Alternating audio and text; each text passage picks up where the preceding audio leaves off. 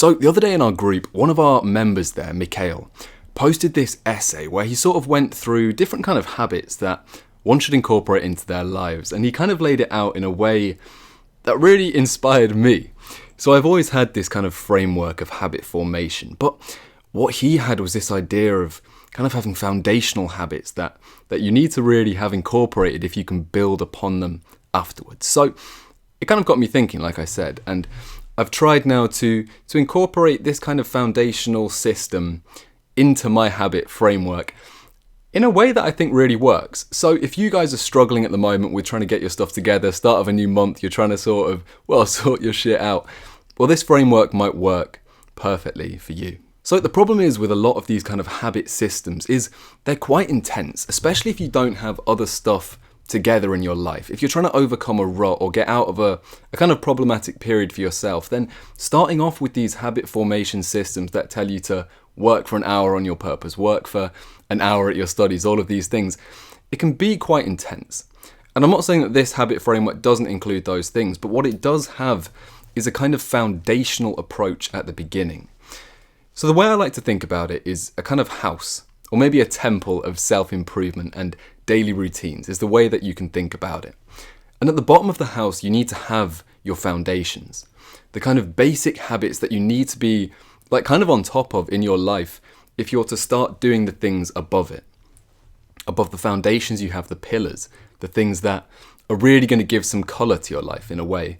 And then finally, the roof, the things that you should only really be doing if you've got those other things there that can actually support it properly. So to begin with, we start off with the foundations.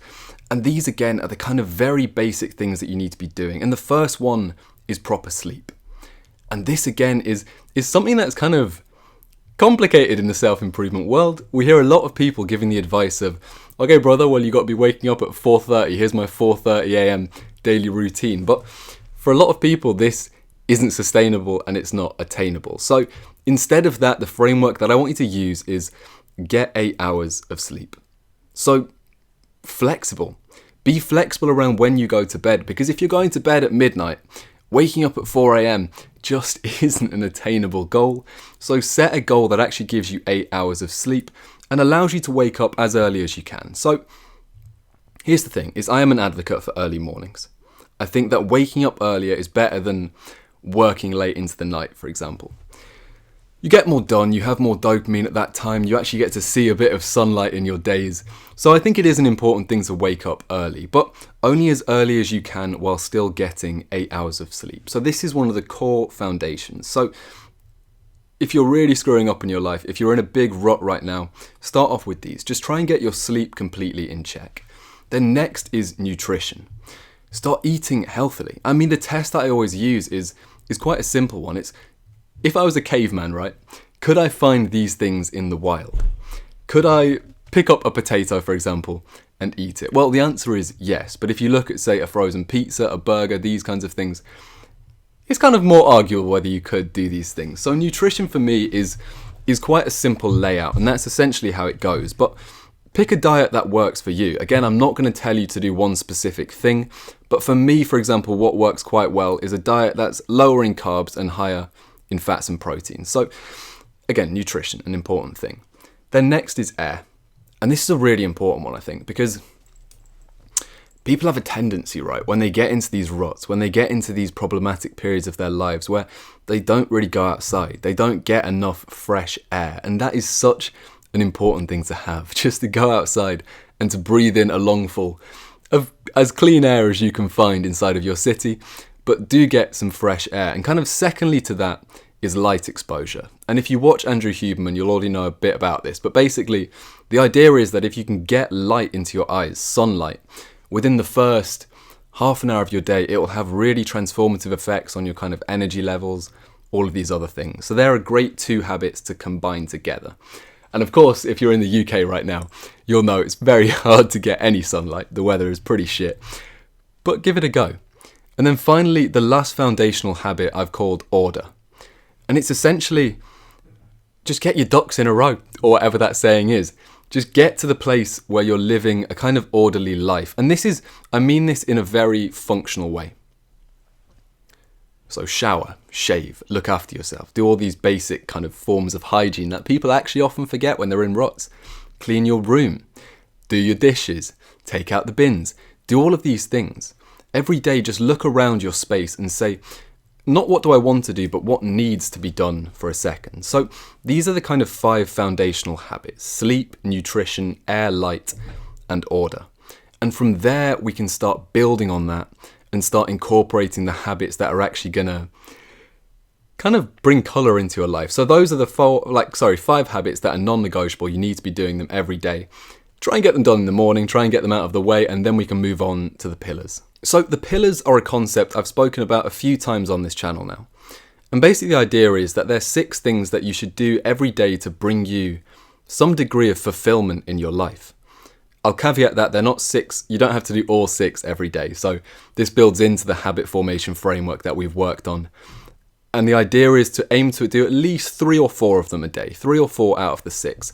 And by all means, go and choose your own pillars. But for me, I'm just going to go through what I like to do. So the first pillar is to train, to move the body. Go for a run, go boxing, do some cardio, lift some weights.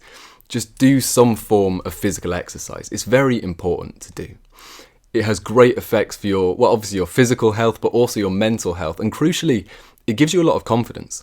I find that when I exercise a lot, I become a much more confident and outgoing person. And also it's one of these cornerstone habits, a keystone habit that affects the other things in your life around it. So for example, when you work out, you might be more conscious of what you're eating or drinking and all of these things. So it's quite a good habit that has knock-on effects for the rest of your life. Secondly is love. That's the second pillar. To perform some action of love during your day. So calling your parents, talking to them, hugging your mum, telling someone that you appreciate them, that you're grateful for them, giving money to a homeless person. All of these things, just perform some form of love in your community. And that brings us to our community. So skip ahead if you don't want to hear about it, but basically we have a paid community on this channel called The School of Life, where essentially we just talk about cool things like philosophy, we have little debates, we do lectures, we have a book club. So no, it's quite cool in there. We do 2 group calls a week and then 1 lecture. So if you're into that kind of thing, if you feel like you want to talk about philosophy or reading or psychology, but there's not really many people for you to talk to that about, then definitely join the paid community below. And we also have a free Discord, which is the less advanced version, let's put it that way, but it's also a great place to be. So either way, join either of those communities. I'm looking forward to seeing you in there, brother. But then next we have purpose. And people misunderstand purpose inside of the self-improvement sphere, and people misunderstand often what I mean by purpose. But essentially, the idea is to spend a bit of your time every day doing some sort of purposeful action. So what is purpose is the next question. And there's lots of different things that people say, like ikigai, and it needs to be something that you love and that you're good at and you can get paid for and all of this stuff. But I don't think that's true. I think your purpose can be much simpler than that. A purpose is just a fancy word for a goal. And really that's what I mean by it. Essentially, I think you need to have some goals in your life. Having goals is why people improve. It's why you can tangibly get better. So to find your purpose, just ask yourself that one question. What do I want to improve in my life? What are the goals that I'm setting for myself for this period of a month, 6 months, a year? Set goals for each, by the way, 1 month, 6 months, 1 year. And then every day just spend a bit of time working towards those goals. So it's quite simple in that way. Just set a goal, pick something that you want to focus on in your life right now, and work on it for half an hour, however long you can do. Then next is learn. And it's the same sort of approach, but basically every day you want to be learning. So through videos like this is your learning done for the day. If you take some notes on it, maybe go back and rewind and take some notes. But things like that. Watching documentaries, reading books, reading textbooks, reading fiction books even is a crucial way to learn as well that people often forget. But just spend some time learning every day.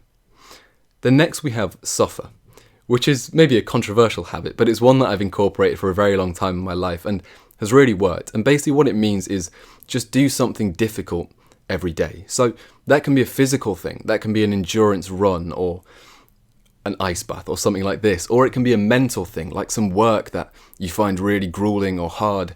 Just do some act of suffering every day. And why? So 2 reasons. I mean, physiologically, it has this very interesting phenomenon in your brain where actually doing hard things, doing things that cause you pain, tip the balance the other way and give you pleasure and this kind of dopaminergic response. So it's very good for you physiologically. But also it steals the mind. And it's quite good in that way too, because it gives you a sense of discipline. It gives you a sense of achievement. It gives you a sense of, okay, look, I've done something hard today and I'm proud of that. So every day, do some form of suffering. And then finally, the last pillar is to breathe. And this means, very simply, meditate.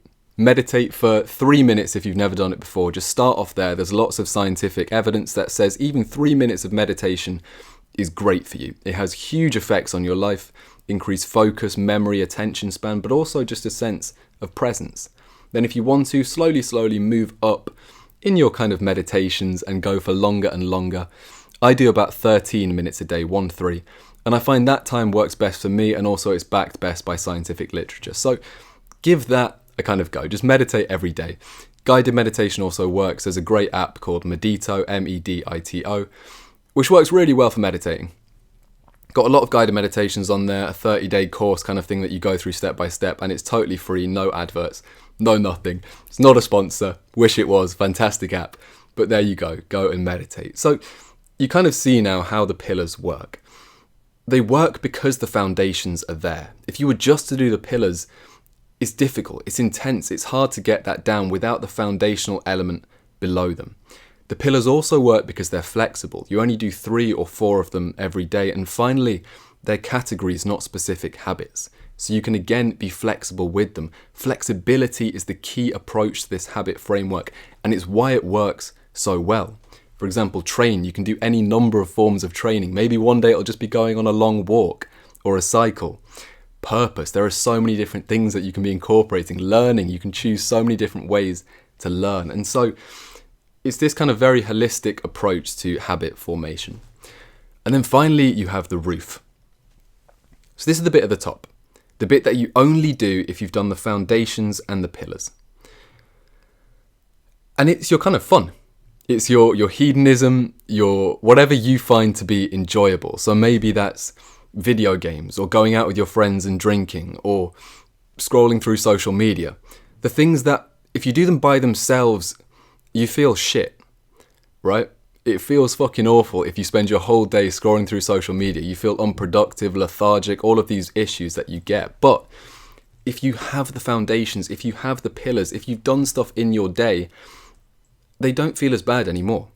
You allow yourself the freedom to engage in these activities that maybe other self-improvement YouTubers will tell you that you shouldn't be doing. You shouldn't play any video games at all. You shouldn't go out and see your friends. You should be fully on monk mode. Well, it's not true. I'll be real with you. I use social media. I watch YouTube. I go out with my friends. I have a couple drinks. But I do them after I've done the things that need to be done in the day. I do them after I've done the foundational habits. I do them after I've laid out my pillars and done some proper work. Then I'm allowed to do it, and then I don't ever feel bad for having done it. The reason maybe you feel shame when you use social media, when you go out with your friends, when you drink, when you wake up hungover, the reasons why you feel this kind of level of shame is because you've not done the things underneath them. And so that is the kind of habit formation framework. The foundational approach, the pillars, and then the roof. And for me, that works well. One tip I use is like, write them down on a whiteboard, write down foundations, pillars, social, whatever, roof, sorry. And just go through that. Every day, tick them off, aim to do them. I like to do the foundations first. So just kind of get those out of the way, then go on to the pillars, then go on to the roof. But anyway, it works for me. So let me know how it feels for you, if it works for you. And if you've got any of your own pillars or foundations that you think should be added to it, because that's not an exhaustive list by any means.